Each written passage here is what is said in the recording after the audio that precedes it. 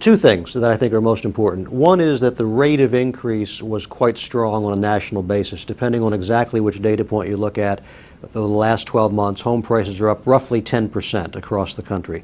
That's the first thing, the strength of that increase. Because if we looked, say, a month ago or 2 months ago, the number wouldn't be quite that high. The other thing that I think is important to bear in mind is that the reach of increases spans all 20 markets that we survey. Granted, they're not all up by the same amount, and some are above average, some below, but all 20 saw an increase in the last 12 months, which is also important. So it's widespread.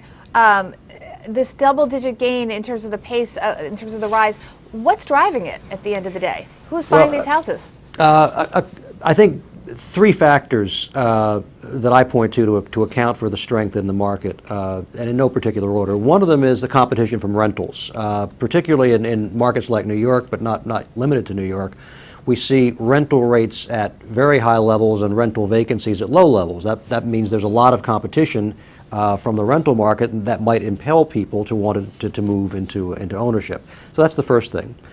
The second thing is, generally speaking, the strength of the economy. If you look back, say, over the last year, unemployment is down, incomes are up, various measures of economic strength are typically to the positive side. Now, not as strong as they were, say, 10 years ago, but nonetheless better than they've been. And so that fact encourages people to want to buy houses, gives them more confidence, and secondly, it gives them the ability to buy houses as their incomes grow.